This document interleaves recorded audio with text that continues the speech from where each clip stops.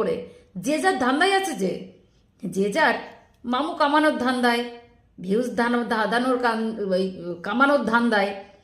যে যতই বলুক আমি তোর কাছের, ও তোর পর, কিন্তু আলটিমেটলি একটু ভেবেই দেখলে মনে হবে যে কেউ আপন না।